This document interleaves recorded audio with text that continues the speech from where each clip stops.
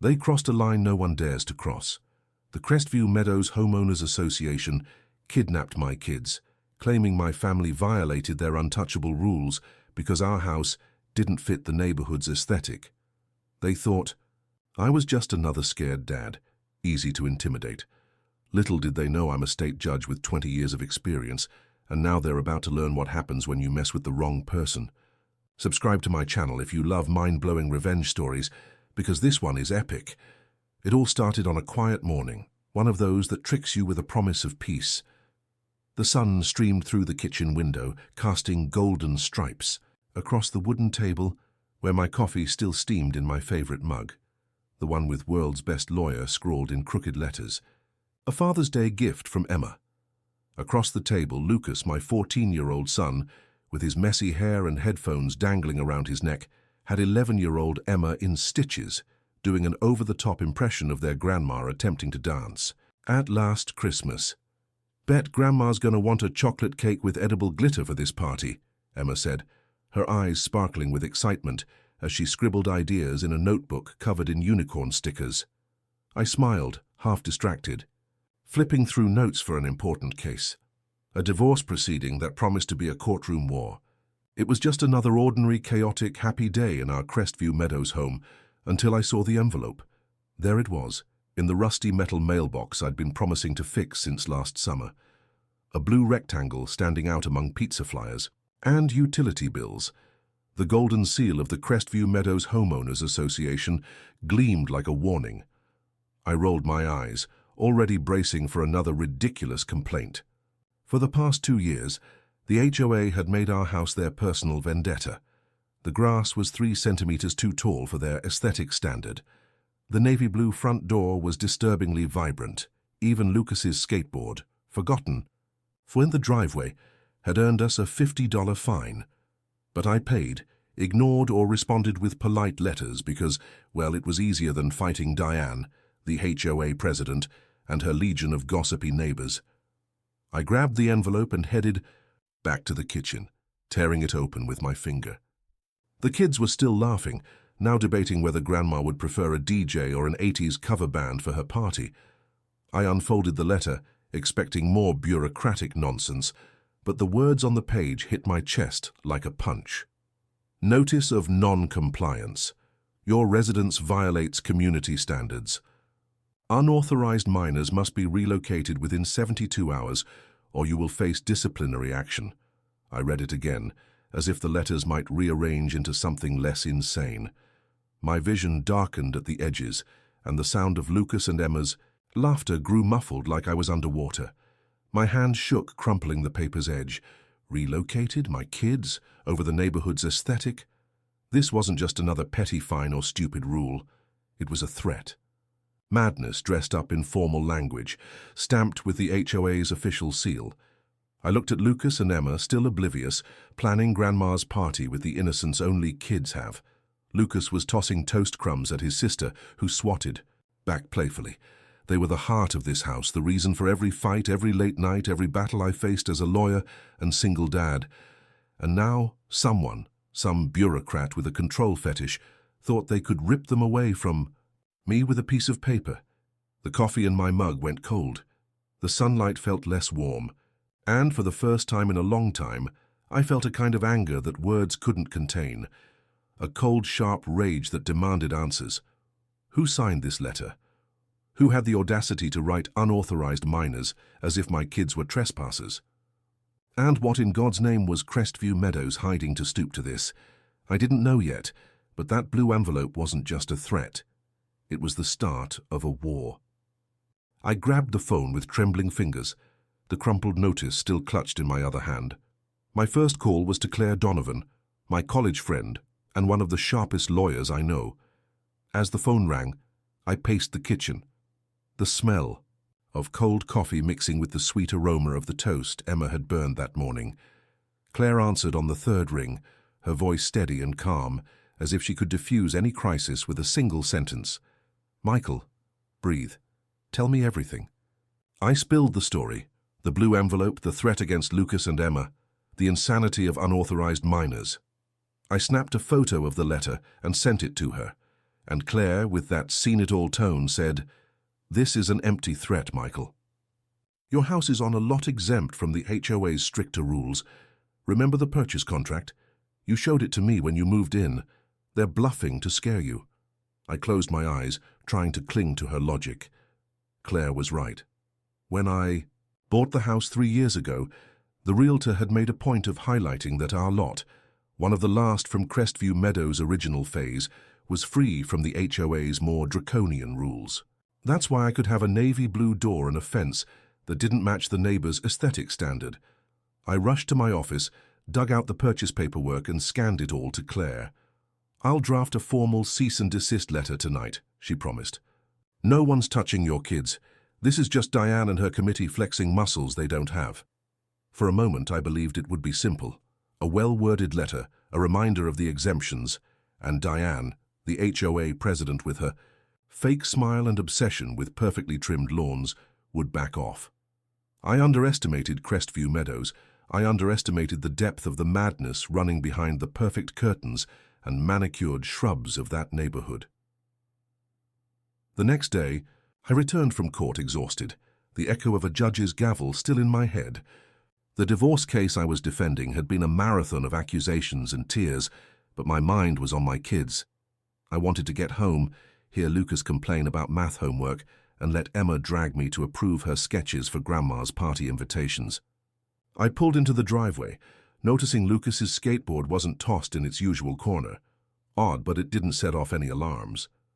Not yet. I opened the front door, expecting the familiar chaos. The TV blaring cartoons, the sound of Lucas attempting guitar in his room, Emma singing off-key while making a snack.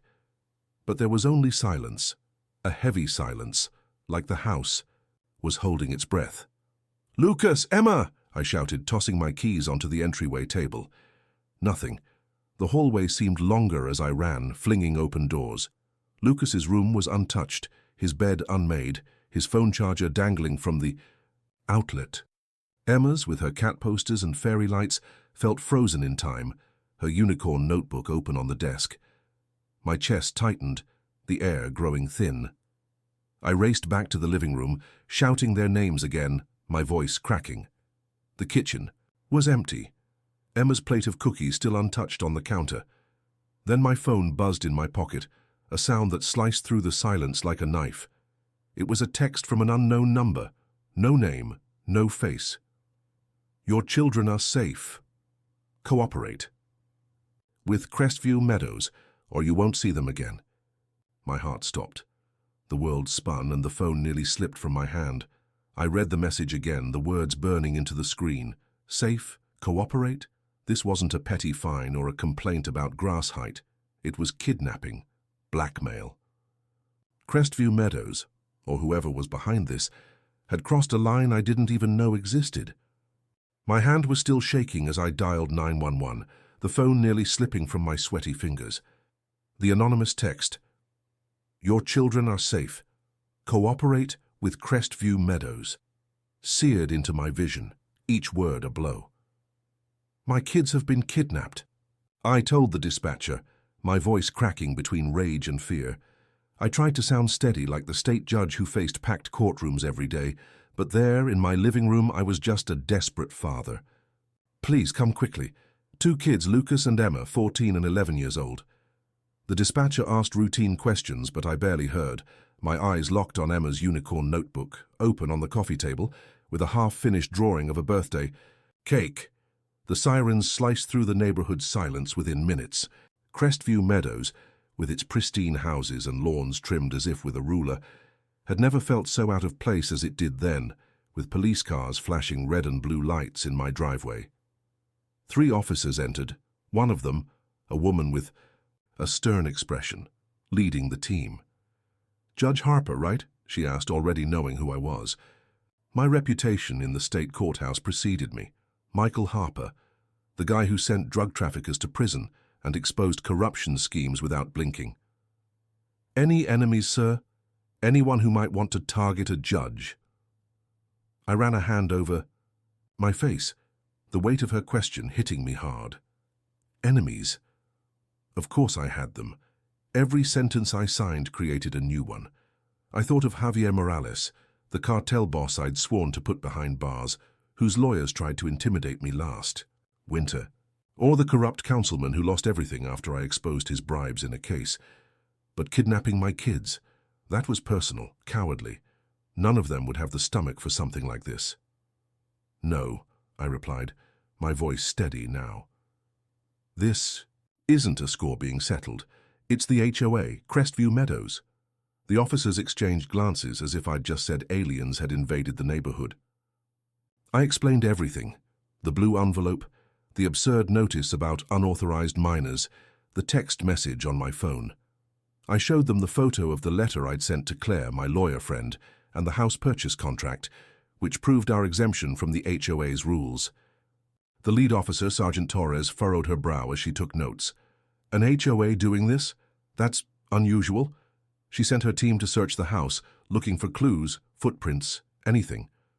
I went upstairs with them, pointing out Lucas's room, the rock band poster on the wall, the skateboard missing from the driveway, and Emma's with her fairy lights and the lingering scent of marker pens in the air. Then a shout came from the entryway. "Sergeant, over here!"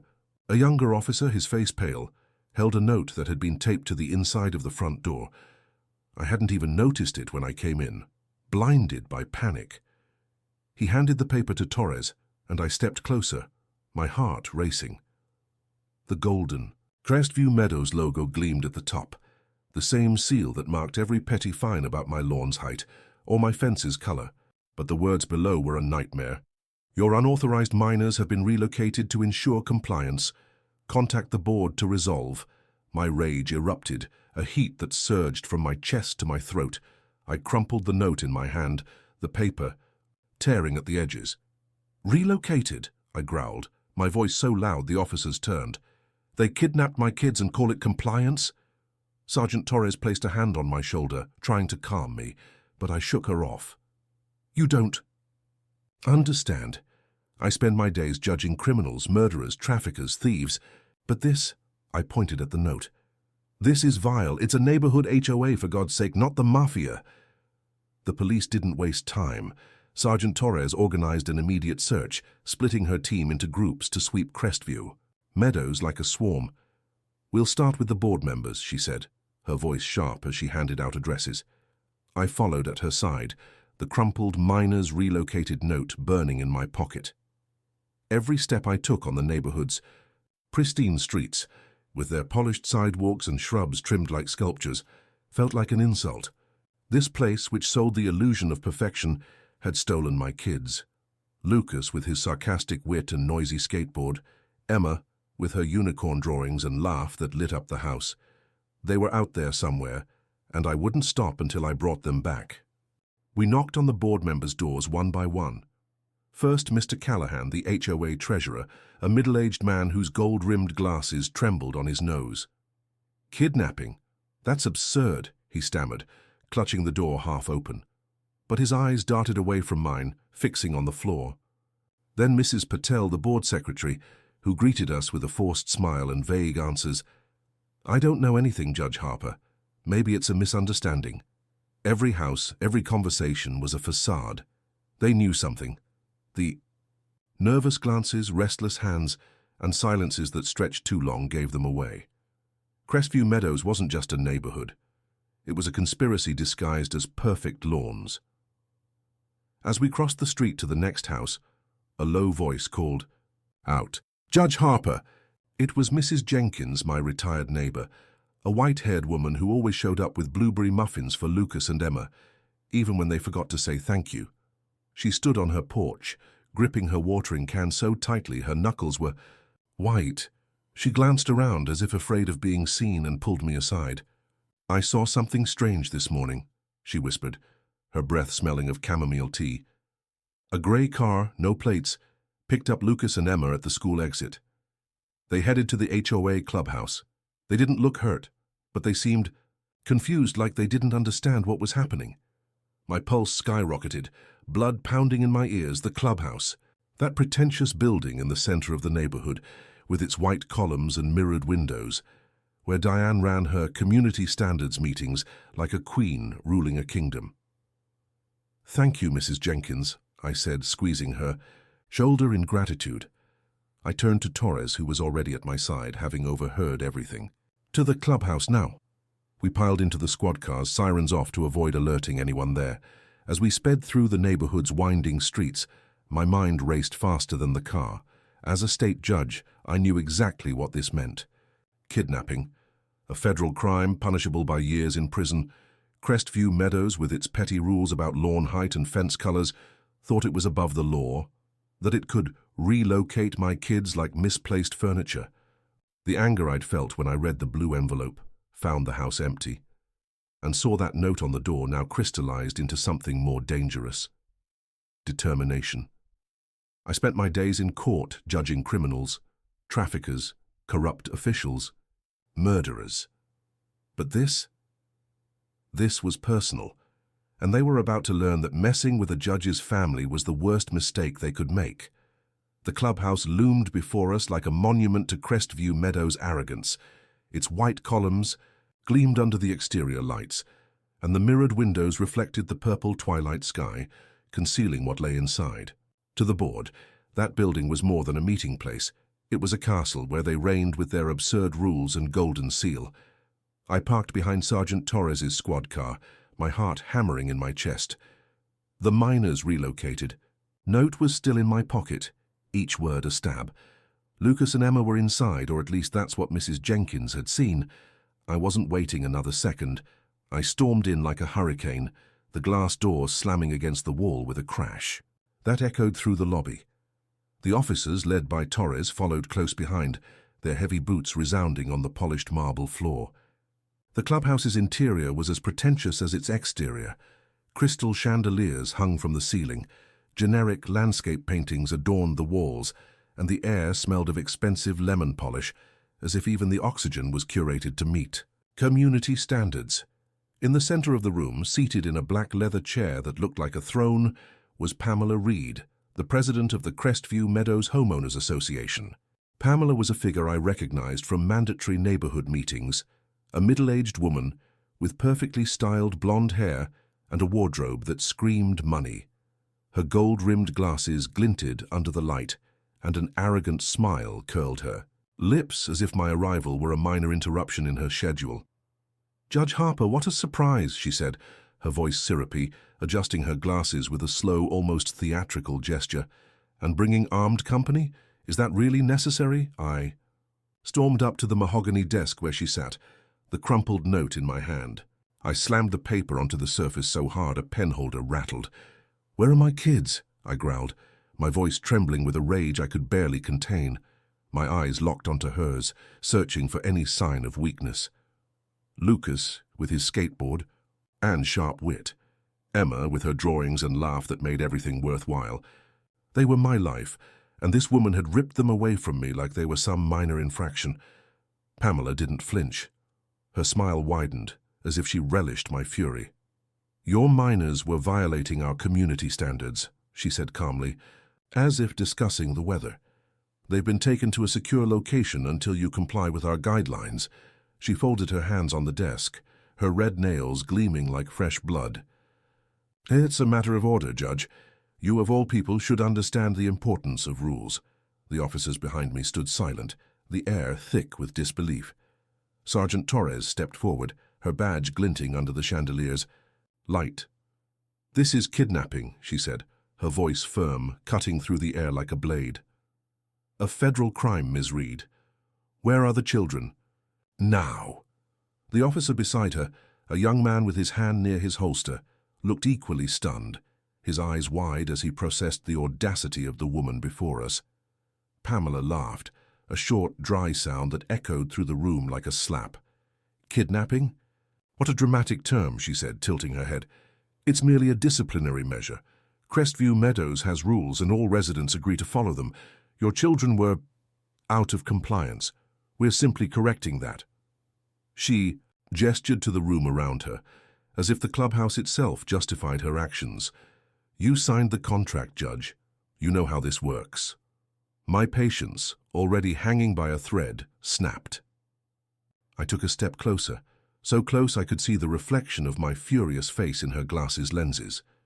"You are not the law," I said, my voice sharp, each word laced with years in the courtroom, nights fighting to protect my family, and a love for my kids she'd never comprehend.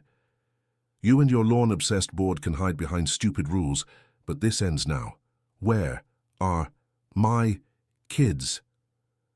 For a moment, Pamela's smile faltered, a nearly imperceptible crack in her facade. But she recovered, lifting her chin. "You're being irrational, Judge. Cooperate and this will all be resolved." Her voice carried a hint of warning now, as if she knew something I didn't, as if Crestview Meadows had more cards to play. Pamela Reed tried to maintain her facade of control, but I saw the glint of nervousness in her eyes, a crack in the armor of arrogance she wore like a uniform. Her fingers tapped lightly on the mahogany desk, and the smile that had once been a weapon now seemed forced. When Sergeant Torres mentioned handcuffs, raising them with a metallic clink, Pamela's mask finally fell. "Fine, fine," she said, raising her hands as if conceding a minor battle. "They're at Brightstone Academy, a board-approved facility for temporary relocations." Her voice dripped with disdain, as if kidnapping my kids was just another item on her to-do list. Brightstone Academy. The name cut through the air like a siren. I knew where it was, a private school a few miles from Crestview Meadows, with a reputation for elitism and gates that looked more like a prison's than an educational institution's. I didn't wait for Torres to issue orders or for Pamela to say another word. I spun on my heels, the miners relocated note still burning in my pocket, and bolted for the clubhouse exit. The cool night air hit my face as I yanked open my car door, tires screeching against the asphalt as I sped out of the neighborhood. Red and blue police lights flashed in my rearview mirror, sirens wailing behind me, but my mind was fixed on one thing: Lucas and Emma. The road to Brightstone was a straight shot, but it felt like it stretched into infinity. Every second behind the wheel was torture, my imagination spiraling between images of my kids, Emma, with her bright eyes and unicorn notebook, Lucas, with his skateboard and his act of pretending nothing fazed him. As a state judge, I faced crises every day, sentences that ruined lives, veiled threats from criminals, but nothing prepared me for the emptiness of not knowing if my kids were safe. My hand gripped the steering wheel so tightly my knuckles were white, and the engine roared as I ignored speed limits. Crestview Meadows might think it was above the law, but I was about to show them what happens when you mess with the wrong family. I pulled into the Brightstone Academy parking lot, nearly skidding, the tires screaming against the pavement. The building was a concrete and glass monolith, its iron gates gleaming under security lights. I leapt from the car before even turning off the engine, sprinting to the main entrance. The glass door was locked, but I pounded on it with my fists, the sound echoing like thunder. "Open this door," I shouted, my voice hoarse with desperation. A woman in a gray suit with a Crestview Meadows badge dangling from her neck appeared at the reception desk, her face rigid with authority. "You're not authorized to enter," she yelled, blocking the door with her body, as if she could stop me. Her eyes held the same cold, calculated look I'd seen in Pamela, like she was just another pawn in the board's game. I ignored her, shoving the door with my shoulder until the glass gave way with a crack. "Get out of my way," I growled, storming past her like a hurricane.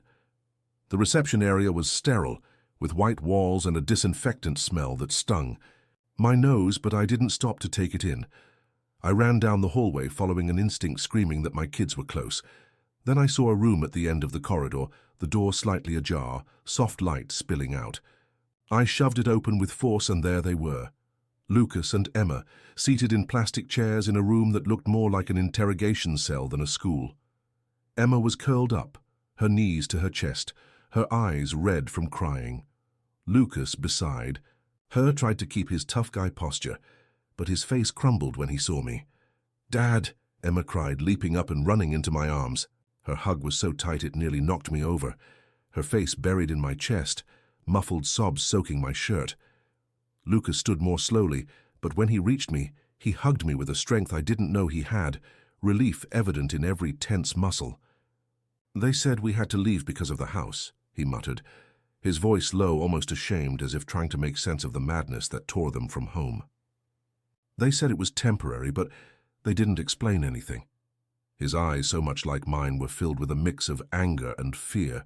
My rage burned hotter than ever, a fire threatening to consume everything. Crestview Meadows had gone. Beyond petty fines or bureaucratic threats, they'd kidnapped my kids, scared them, treated them like objects to be relocated. But in that moment, holding Emma and Lucas, the relief of having them back was stronger than any hatred. I knelt, pulling them close, feeling the warmth of their bodies, the rhythm of their breathing. "You're safe now." The woman in the suit was still trying to assert herself, her Crestview Meadows badge swinging from her neck like a medal from a lost war. "Crestview Meadows has the authority to protect the neighborhood standards," she shouted, her voice shrill, almost hysterical, as she pointed a trembling finger at me. Her eyes gleamed with the blind conviction of someone who believes HOA rules trump the law. My rage, already at its limit, turned into something cold and sharp. I leaned toward her, my voice pure venom, each word slicing the air like a blade. "You kidnapped minors. You have no authority. You and your board are a joke, a criminal joke." Before she could respond, the room's door burst open with a bang, and Sergeant Torres stormed in with 2 officers, their boots echoing on the cold, Brightstone Academy floor. "Ma'am, hands behind your back," Torres ordered, her tone non-negotiable as she pulled handcuffs from her belt. The woman protested, her voice rising to a screech. "This is outrageous. We're a legal board. We have rights."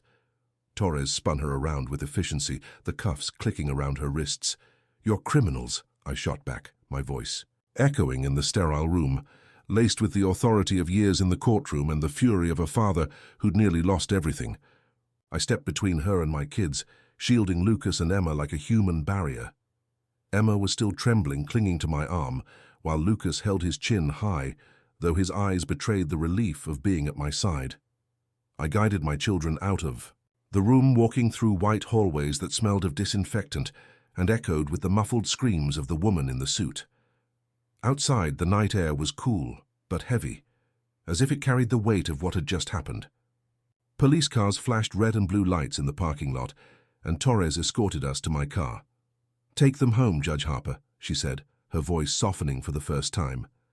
"We'll handle the paperwork and the investigation. Pamela, Reed and that woman will spend the night at the station." I nodded, squeezing Emma's hand tighter. "Thank you, Sergeant, but this isn't over." On the drive home, the silence in the car felt different, not the oppressive silence of an empty house, but one of relief marked by the soft breathing of Emma in the back seat and the restless tapping of Lucas's fingers on the seat back. I looked in the rearview mirror and saw them both, exhausted but safe. "Are you two okay?" I asked, my voice hoarse. Emma nodded, wiping her eyes. "I just want to sleep in my bed," she murmured. Lucas shrugged, but his voice came out. "Calosa, they were weird, Dad. They talked about patterns like we were things." My throat tightened. "You'll never be things. You're my children, and no one will ever lay a hand on you again." When we got home, the sight of our navy blue door, the one the HOA hated so much, felt like a balm. I led Lucas and Emma inside, leaving all the lights on, as if brightness could push back the shadows of what we'd just lived through. While they showered and settled in, I sat in the living room. The crumpled note marked "Relocated Minors" lay on the table before me, beside a photo of the anonymous message on my phone. My anger hadn't faded. It had simply changed into something far more dangerous: resolve. Crestview Meadows wasn't just a bunch of neighbors obsessed with appearances. It was a machine of power, disguised as community meetings and golden seals, and I was going to dismantle it piece by piece. That night, after the kids were asleep, I called Claire Donovan, my lawyer friend, whose voice always brought a shred of sanity to the chaos. "Michael, are you okay, and the kids?" she asked, full of concern. I told her everything: the clubhouse, Pamela, Brightstone, the woman in the suit. Then I took a deep breath and said, with a certainty that surprised even me, "I want to destroy Crestview Meadows, Claire. Federal lawsuit, criminal charges, everything. They're not walking away from this." On the other end of the line, I heard Claire whistle, a sound of surprise and excitement. "You're going all in, Michael. This is war." "I'm in." I started, gathering evidence before I even hung up the phone. I grabbed the note with the golden seal, the anonymous message saved on my phone, and the photo of the original non-compliance letter. I wrote down every word Mrs. Jenkins had said about the grey unmarked car, every detail from the conversations with Pamela and the woman in the suit. But I knew I needed more, something to prove Crestview Meadows was more than a tyrannical neighborhood.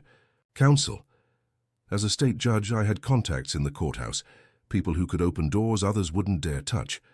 I called an old friend at the Public Records Department and requested access to the HOA's financials, bypassing red tape, with the urgency of someone who doesn't take no for an answer.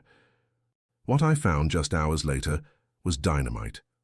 The records revealed shady bank transfers, offshore accounts disguised as maintenance funds, and donations to local political figures that never appeared in official council minutes. Crestview. Meadows wasn't just a neighborhood with absurd rules, it was an operation, a web of corruption hiding behind perfect lawns and boring meetings. Pamela Reed wasn't just an arrogant president, she was a pawn in a much larger game. And I was, about to flip the whole board over. Crestview Meadows' financial records were a bombshell. Pamela Reed and Harold Vance, president and vice president of the board, had siphoned off millions in fraudulent fines and maintenance fees for personal luxuries, a yacht for Pamela, a summer house for Harold, plus donations to local politicians to buy silence. It was pure corruption, disguised as a perfect neighborhood. With Claire Donovan, my lawyer friend, I built a federal case against the HOA, charging them with kidnapping, fraud, extortion, and abuse of power. I hired Marcus Tate, an investigator, to legally hack the board's emails. We hit gold. Pamela admitted my house was exempt, but still ordered the abduction of Lucas and Emma to show who's in charge. Every email was a confession. News of the kidnapping exploded through the neighborhood. Some residents stayed silent out of fear, but others, like Mrs. Jenkins, rebelled. In her home, smelling of fresh muffins, dozens shared stories of abuse. Fines for wrong curtains, threats over toys in the yard, forced evictions.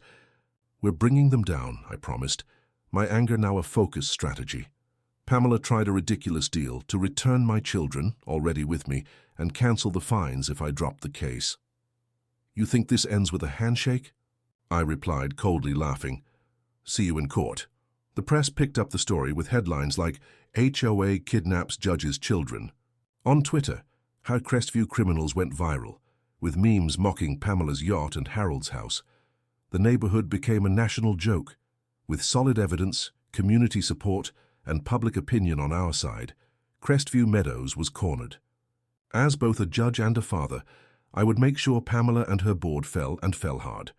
The courtroom was packed, a sea of faces, outraged residents, frantic reporters, even curious lawyers peeking in on the spectacle. I represented myself, like I used to before becoming a state judge, the rush of courtroom battle surging through me. I presented the evidence with surgical precision.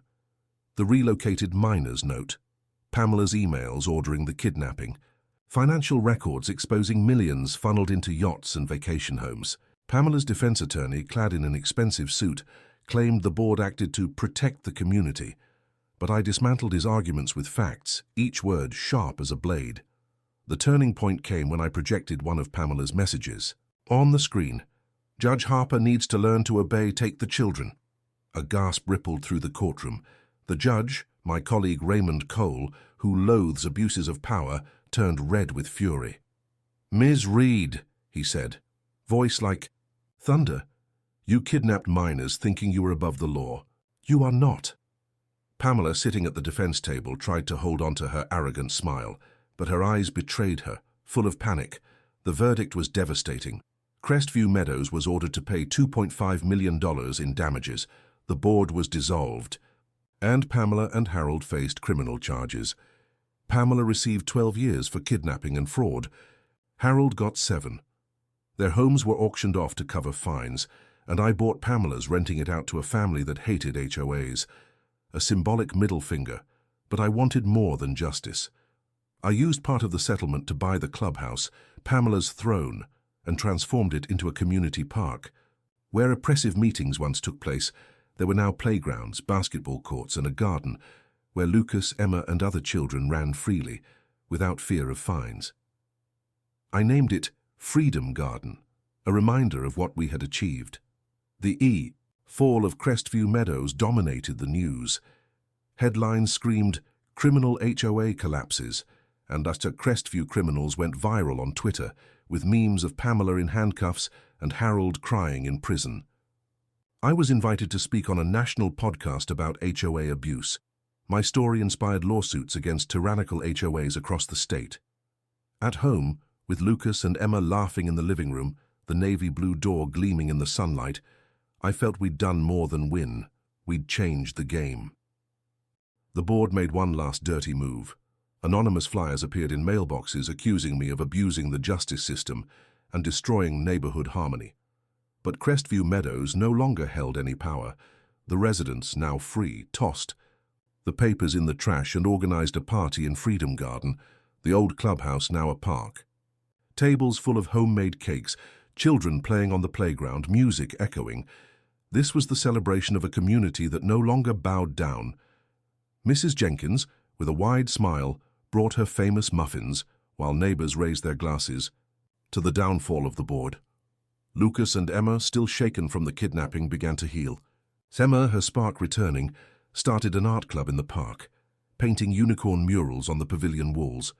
Lucas, always quick with a joke, designed T-shirts that read, "I took down Crestview," selling them at the party and donating the profits. Out of the park, seeing my kids smile again, free from fear, warmed my heart more than any court ruling ever could. Inspired, I launched a blog called Fight the Power, with guides for homeowners battling abusive HOAs, from financial audits to filing lawsuits. The site exploded with traffic, drawing thousands of visitors and messages of gratitude from across the country. My case against Crestview Meadows became legal precedent, and new state laws began to restrict the power of HOAs, requiring audits and transparency.